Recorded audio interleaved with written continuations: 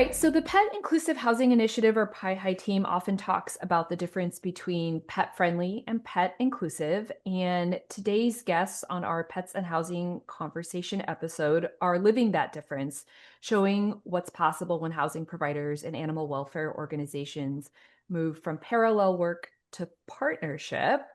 So, to start, I'd love for each of you to briefly introduce yourself, tell us about your role in your organization, and share what drew you personally to the work that you do and perhaps even this partnership. So, Sophie, can we start with you?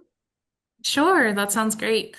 My name is Sophie Zapf, and I'm the philanthropy manager at the Humane Society of Charlotte.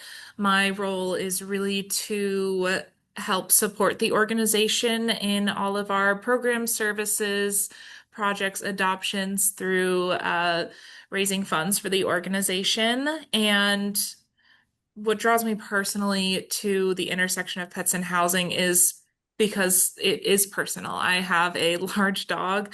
When I moved recently, it was, a factor for us to consider when having a larger breed dog with weight restrictions at apartment complexes. And I think that this work is just very important to understand that pets are a really important member of the family unit as well. So that's what personally draws me. Emily, how about you? Yeah, I'm Emily Brewer. I am the Director of Community Initiatives for the Humane Society of Charlotte. So I oversee all of our community-based assistance programming.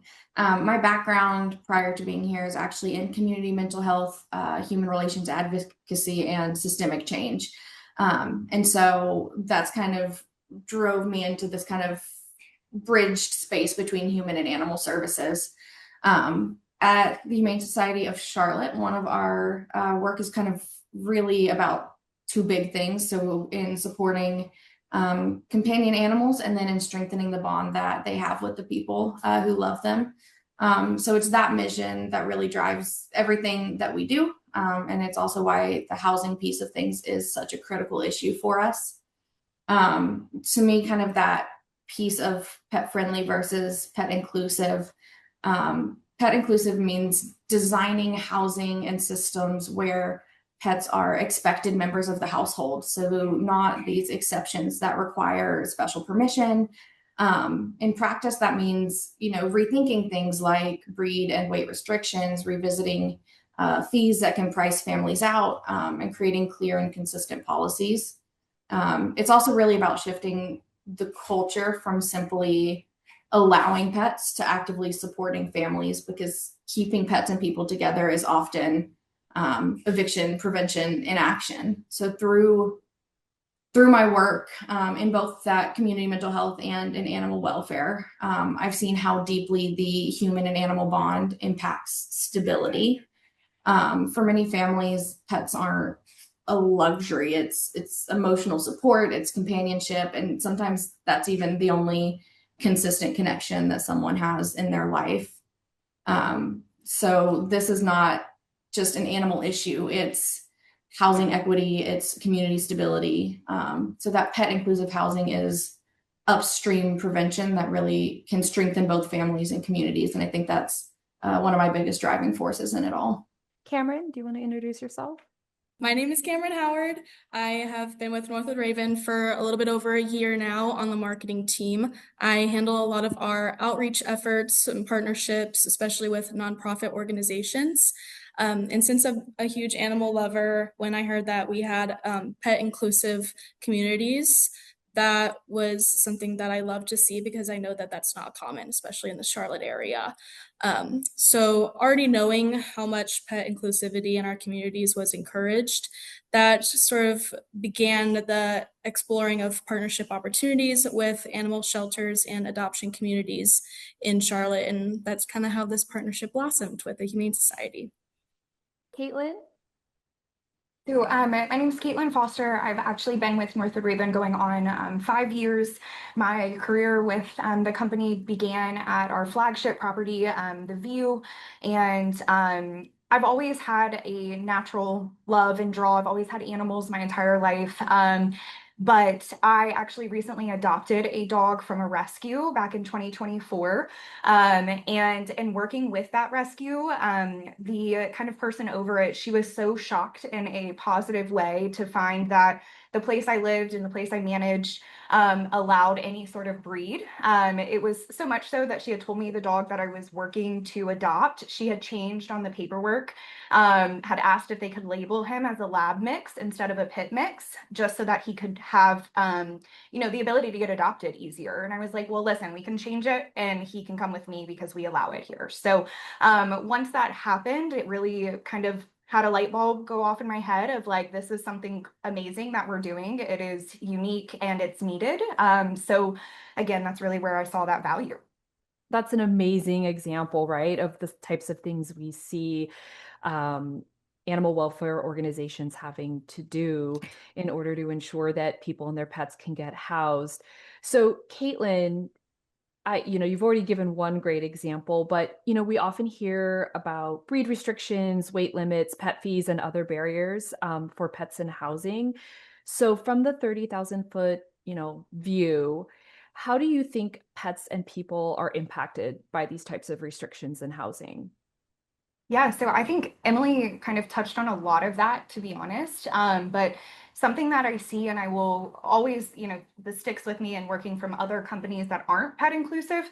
But you have people that immediately will walk in or they'll call you, and the first question that they ask before they even book a tour or before they even start a tour is, do you have breed restrictions or weight limits? And again, that just shows you if that's the first question they're asking me, it's not about what the price is, it's not about, but they're asking me if I allow that pet. And if I say no, the conversation immediately stops and they move on to the next person. But being as if, Northwood Raven, we say yes, it's a whole shift in that person. So I think just even that alone, just the search is solely impacted by that. It makes it so much more challenging for a person to feel like they're welcome if their pet doesn't feel welcome, or if their pet isn't welcome, right? So that would kind of be where I see that biggest impact. And honestly, with us, I'm hopeful that the things that we're doing like this will impact other companies to make those changes so that people don't even have to ask that question when they are inquiring about housing. Absolutely. Emily, what are you seeing in how pets and people are affected by these types of restrictions in housing? From where I sit, I think that the impact of breed restrictions, weight limits, and high pet fees is it's rarely theoretical. We see it play out in very real family decisions every day. When housing policies don't accommodate pets, families are often forced into impossible choices, whether that be, paying hundreds or thousands of dollars in additional deposits and fees, or trying to hide a pet and risking eviction, or rehoming their pets or surrendering to a shelter. And that moment doesn't just impact the animal. It disrupts a family, it impacts mental health, and it can destabilize housing even further for folks. Here at HSC, with the work that we're doing, housing related barriers are one of the most common reasons that people reach out to us in crisis. It's rarely about a lack of love or responsibility. It's about policies that they simply can't or don't have the resources to navigate. I think one common misconception that I see a lot is that pet owning tenants are inherently higher risk. In reality, many are incredibly motivated to maintain stable housing, because moving with the pet is so difficult. Most concerns we hear from housing providers come from risk management, which is valid, but those blanket restrictions don't necessarily reduce risk. So I think that's why partnerships like this really matter so much, because when we can have, housing organizations and animal welfare working together, then we can move from this reactive intake to more proactive prevention in the community. Yeah, absolutely. So Emily, you touched a bit on the ripple effects, right, of what happens when we have pet restrictions in housing policies. Can you talk a little about the sort of direct effect on your organization's resources, capacity when it comes to intake and owner surrenders because of these types of policies?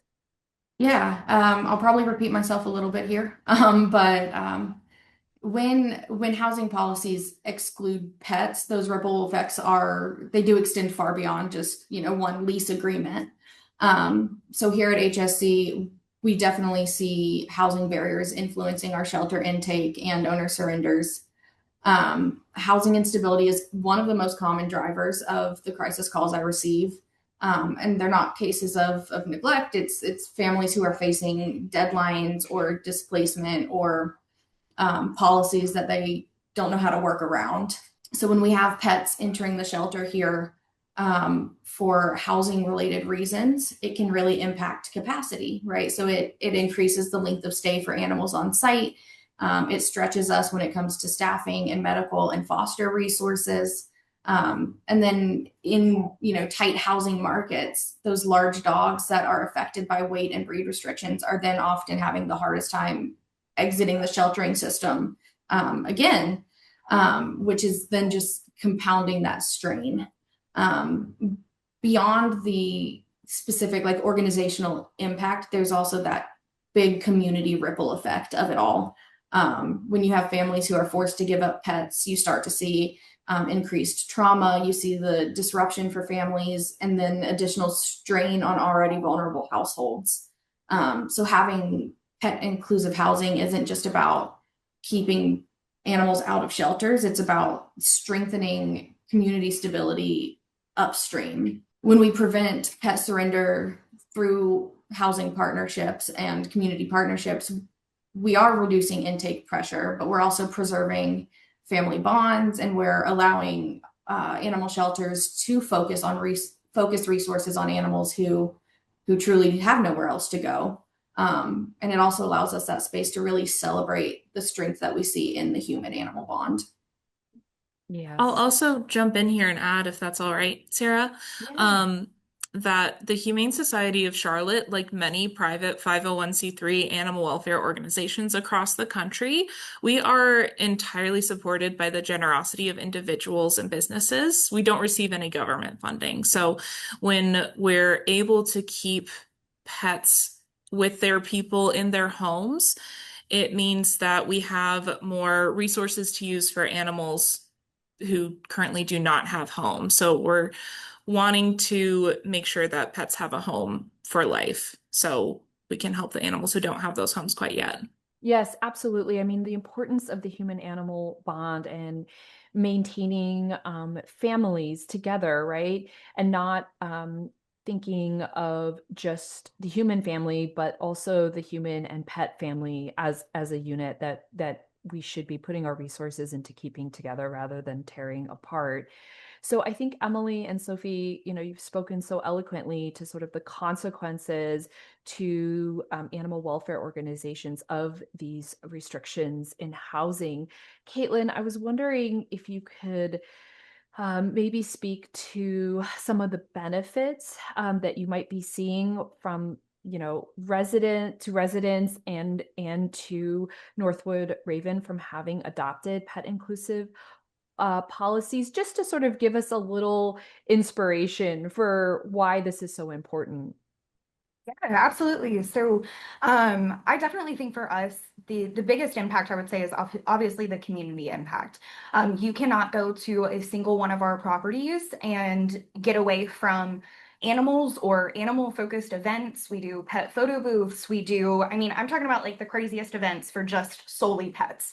And I absolutely love it. And people ask for it. And when we do things like this to make the animal actually feel like, hey, this is a space for you. Like, we don't even care if your mom shows up, just like, we need you to come. And because we love them so much, right? People want to stay. If we make them feel like their pet is welcome and that there aren't restrictions, there aren't unnecessary hoops that they have to jump through, you can kind of just see the light that comes over their face. And again, it makes people just want to stay. They know that we value what they value, and it shows in the way that we host events or things that I'll probably touch on later, but the way that we design spaces with a pet in mind or develop a space with a pet in mind.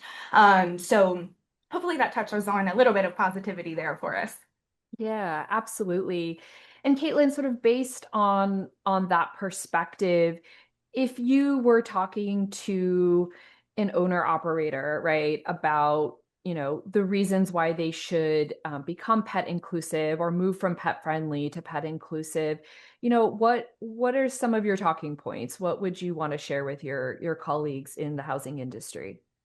Absolutely. So I can't remember if it was Sophie or Emily, but somebody brought up the risk management side of things.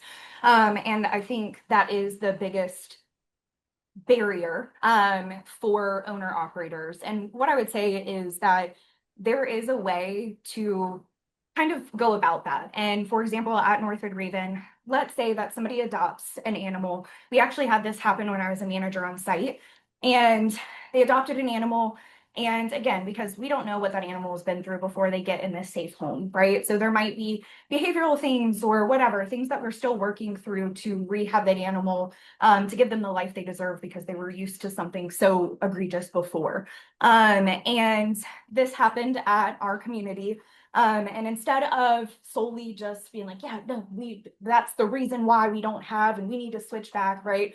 We take an approach that we may place some different like rules on common areas, right? If we have a dog that's maybe known to be a little bit more aggressive, we may say, hey, there's certain things in common areas where we want certain distance. There's just things that we put out there, right? And we notify that resident. But we also work with that resident. I had that situation where something like that happened. We placed some rules. And then the residents actually came to me and we worked, and they were like, listen, I'm putting my pet through, I'm working with them. There's a training that they're going through. Can we reevaluate this in a couple months? And that's exactly what we did. And then there's no more rules. The pet is, we're able to see, and that's all it takes is they deserve patience. They deserve the space too. That's really, to me, what I would say is there's ways to get around your concerns. Yeah. Yeah. At Pet Inclusive Housing Initiative, we do hear a lot of concerns from housing providers, right, about dropping breed and size restrictions. And we do think a lot of those concerns are very valid, but we also believe, and like what you're saying, Caitlin, that there are ways to reduce risk that are not burdensome to a housing provider and are not burdensome to the resident, and actually encourage the human animal bond. And that could be something like very, very clear and transparent pet policies. Not restrictions, but just policies on what the expectations are, right? Maybe they have to do with leashing or community spaces, or what the expectations are for, behavior in the hallways. We can also gather it's important to know the animal as an individual, which I love that you talked about that example of there was an individual issue with an individual animal that needed to be addressed. And so rather than put up this huge arbitrary restriction that now applies to all pets at the property, you were willing to work on, that relationship with that particular owner and pet. And I think that's just such a fantastic example of how to work through issues that come up. We also often say that properties are well equipped to deal with the issues with their human residents. So think of it exactly in the same problem solving way that you would with the pet resident. Emily, I'm curious, from the animal welfare perspective, what would you say to an owner operator who is maybe on the fence about moving from just pet friendly to becoming pet inclusive and dropping some of those breed and size restrictions? I think you, Sarah, and Caitlin both really beautifully highlighted this difference between environmental management and harm reduction and barriers and restriction. And I think that's kind of that overarching theme that's important here. I think that the shift from pet friendly to pet inclusive is really about moving from tolerance to strategy, if that makes sense, where you have pet friendly saying, we allow pets under certain conditions. You've got this pet inclusive perspective that says, hey, we recognize that pets are part of modern households, and so we're going to design policies that reflect that reality. I think it's, it's meeting the community where they're at. From our experience here at HSC, pet inclusive housing functions as prevention, right? It reduces the need for crisis pet surrenders. It supports stability for folks in our community, and really strengthens that community trust as well. I think moving toward pet inclusive policies is not about eliminating risk. It's about managing it intentionally using partnerships and data instead of relying on these blanket restrictions that often create unintended consequences for folks. At the end of the day, pet inclusive housing acknowledges something simple. For many residents, for many members of our community, pets are not just an add-on, right? That's family. And so having policies that reflect the reality can really create stronger and more stable communities. Yes, absolutely. Could not agree more. Love that. Love that advice. Love both of those perspectives. Cameron, I was wondering if we could pivot a little to sort of the origin of the relationship between Northwood Ravin and the Humane Society of Charlotte, because I'm sure people now are really excited about this idea of that it's possible to become pet inclusive as an apartment community, and understanding how pet restrictions and housing have this ripple effect in the animal welfare organizations that exist within the community. So I'm sure they want to know how this partnership started, and could you tell us a little bit about how this collaboration began? Northwood Ravin, we've always been aware of how important pet inclusive housing is to the people who aren't quite ready to buy their next home, but they've also experienced a limitation in apartments that uphold those pet restrictions. Because, like Emily said, their pets aren't just, an addition to the unit, like they're considered as family.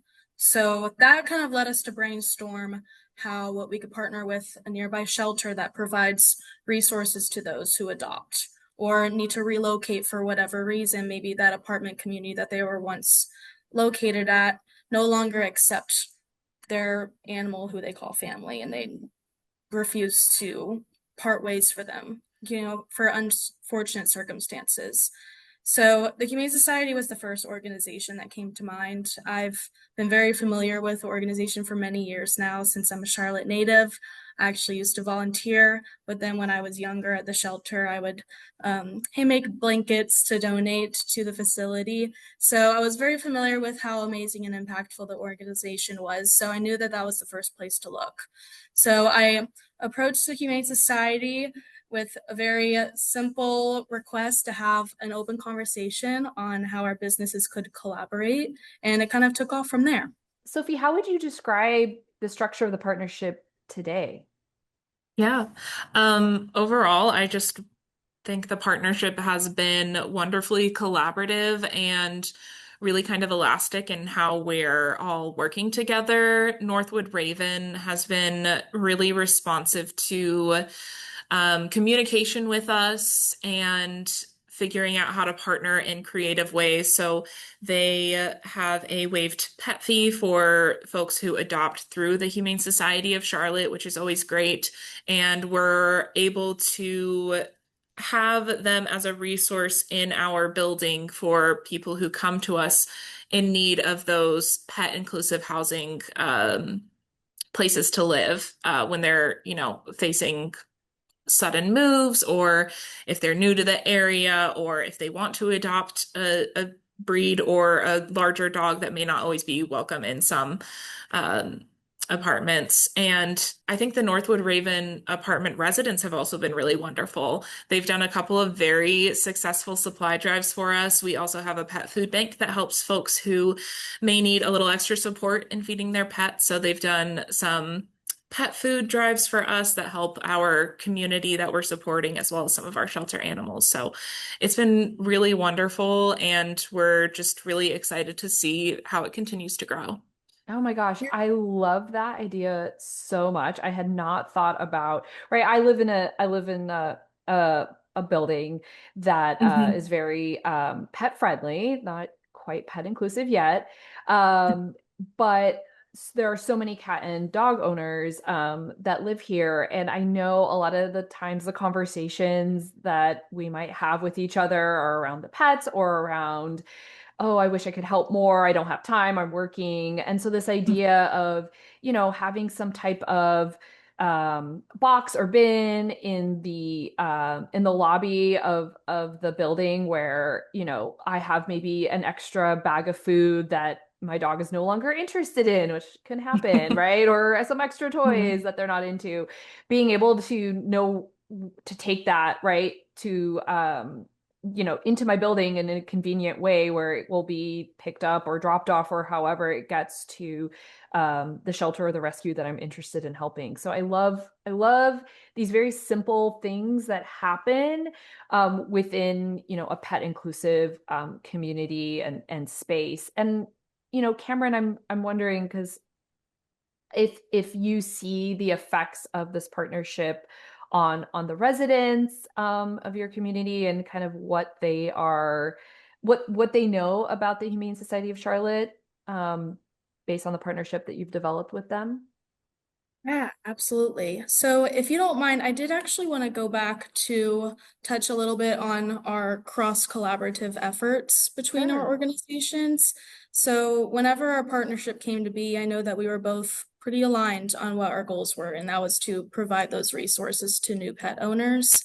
And we not only wanted to provide brand awareness to families that we were a resource for them, but also let them know that we welcome them with open arms. And while doing that, we also wanted to provide some sort of perk or incentive if they did choose one of our properties to be their next home.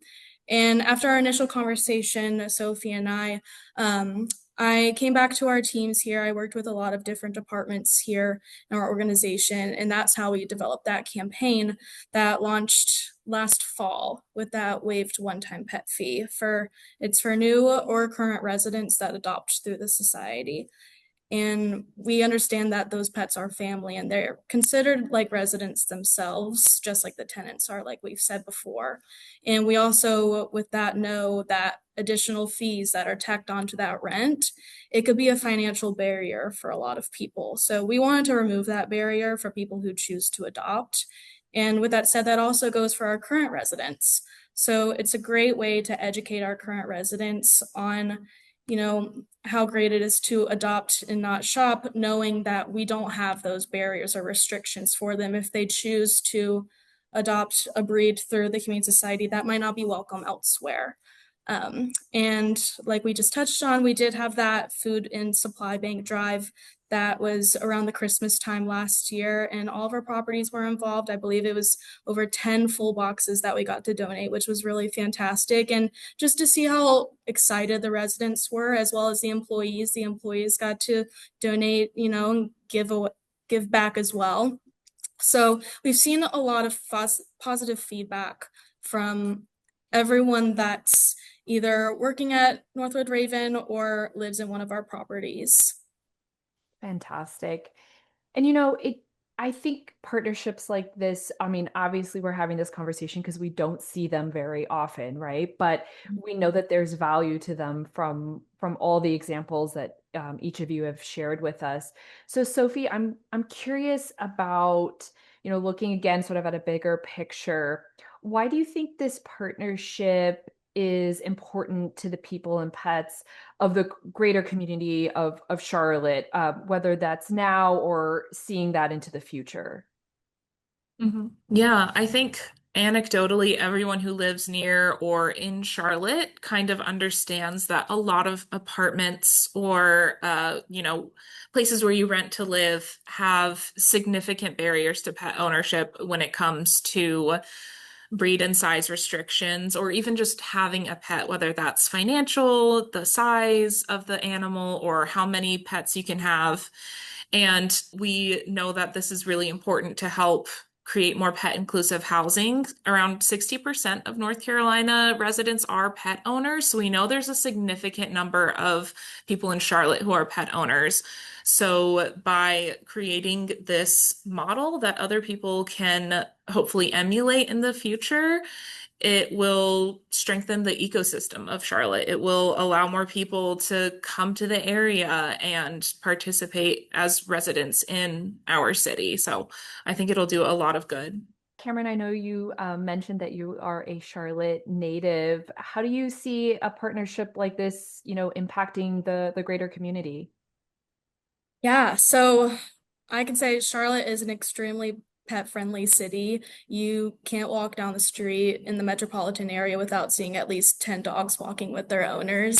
And, we definitely took that into account when building our communities. Like even in the development stages, we made sure that those residents who are animal lovers, they also have those amenity spaces that they could take their pets, so they could thrive even in an apartment setting. And they, even though they might not have like a full backyard, we offer, dog parks with agility courses. We, pave a way for walking trails around our communities. We have pet spas with washing stations, so you don't have to worry about doing that inside your home. Like we try to accommodate to those people and really cater to them and their needs.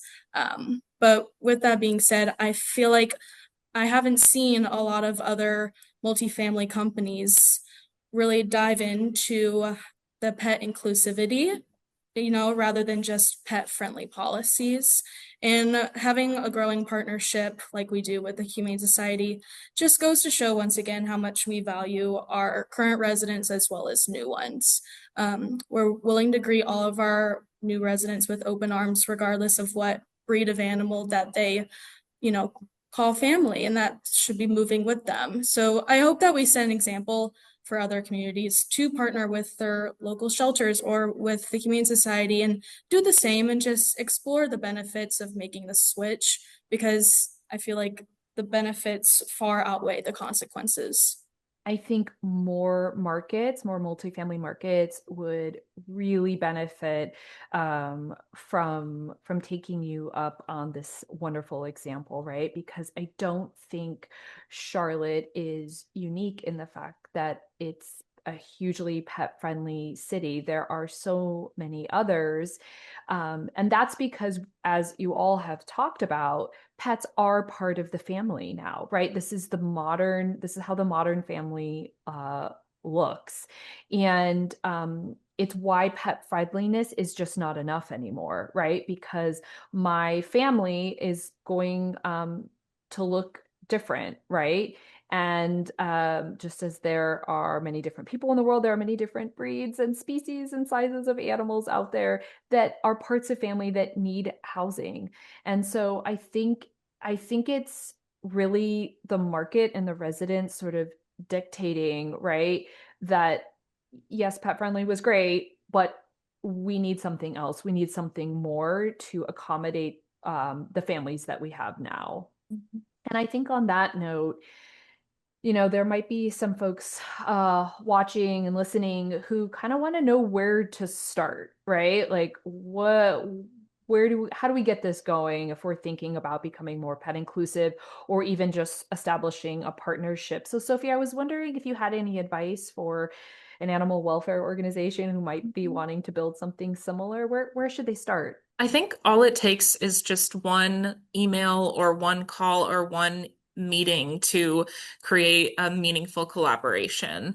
We were lucky enough that Northwood Ravin came to us, but having that open mind and initiative from both groups to create something that works for both groups is super important. Being responsive to the goals, shared goals, common needs of our two sort of communities that we have is really important. So I think my best advice would just be reach out, see what happens, stay flexible, stay on your toes, and you can accomplish really great things. Caitlin, what would you say for an apartment community looking to build something like this?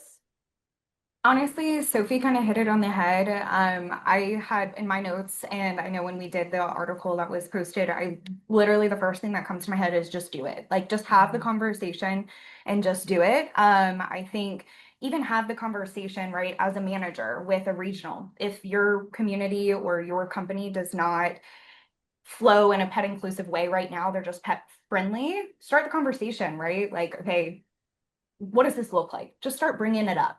And so to me, I mean, I totally agree with Sophie. I'm sure Cam would say the same thing because she sent that email. So just send the email and make the call. Yeah, I mean, and this is only the beginning of the partnership. I know that there's so many other great opportunities that'll come with this. We have even been discussing internally the possibility of allowing foster care within our communities as well. This has been in talks with our many departments and legal team and what this would look like. So that I think would be a fantastic next step in this partnership. But I will say it's only the beginning. Yeah, I'll also say that, for animal welfare organizations, we live and breathe in this work every single day, but other people don't know what they don't know. So I think also introducing this concept of pet inclusive versus pet friendly is a great way to start that conversation with people as well. Yeah, absolutely. I love that phrase, right? We don't know what we don't know. And we're all here to help each other learn. As sort of a closing, right, taking it out of just the community of Charlotte and looking at sort of the bigger picture and the housing landscape in this country, I wanted each of you to just share if you could change one thing about how housing and pets intersect in our country. What would it be? What would that look like? And I was wondering, Caitlin, if we could start with you. Yeah, of course. Um, I think if I could change one thing, it would be how we think about housing and pets from the beginning, from the development, the design stage, creating something that allows them to be at the forefront versus an afterthought. And then I think Cam touched on it a little bit, but also, being open to the fostering side of things, helping animals get the support they need and helping their owners do that for them. And just taking the chance. Emily, what are your thoughts? If I could change one thing about that intersection between housing and pets, it would be kind of that default mindset. Right now, I think that pets are often treated as an exception when it comes to housing, something that needs special permission or comes with automatic restrictions. And so I would really love to see us move toward a system where pets are assumed to be part of the household and where we have policies that are designed around this responsible inclusion rather than the blanket exclusions. I think that means, re-examining the breed and the weight restrictions and reconsidering fee structures that create financial barriers and really investing in partnerships like this that can support, both residents, property managers, and the pets and people of our communities. Because when we treat pet inclusion as a normal part of housing, it's not just a concession. We then are able to reduce the shelter intake and prevent the unnecessary trauma and create more stable communities overall. So I don't believe that we need to choose between, protecting properties and protecting families. I think that with partnerships like this and with that, community-based lens, we truly can do both. Fantastic. Cameron, what are your thoughts? I think that just the education side is so important. I know that there's prejudice against a lot of certain breeds that are unfortunately found at shelters, And so I think it's just really important for property management teams to, maybe reach out to their local shelters or, the Humane Society, or even read up on what you guys have with your pet inclusive housing initiatives with the found animals on your website. Just taking those small steps to have a better understanding and then adjusting their policy accordingly, I think would be a great first step. Sophie, do you have some parting words for us on the intersection of pets and housing in this country? I think everyone's made really wonderful points with this part of the conversation. I think for me, one of the biggest things I think about is wishing for pet policies that are backed by animal behavior and science and reality rather than assumptions and biases about certain breeds. I think that is really important, to echo Cameron, coming from a place of education rather than those inherent biases that some people may have, is what I wish for, that intersection. Yeah, absolutely love that, right? With the more knowledge that we have, especially data-backed information, we can make better choices grounded in reality rather than in fear, which I think is what a lot of these restrictions are rooted in. And our hope is that folks watching this conversation, whether they're in the multifamily space or in the animal welfare space, take inspiration and know that these things are possible. Pet inclusivity in housing is possible, and it's even more of a reality when we work together to make it so. So thank you all so much for being part of this conversation. We're really excited to have you. And we're excited for folks to reach out to us or Northwood Ravin or the Humane Society of Charlotte if they're looking for inspiration or tips or advice. So thank you all so much for being here with us today. We really appreciate it. Thank you, Sarah. Thank you. Thank you.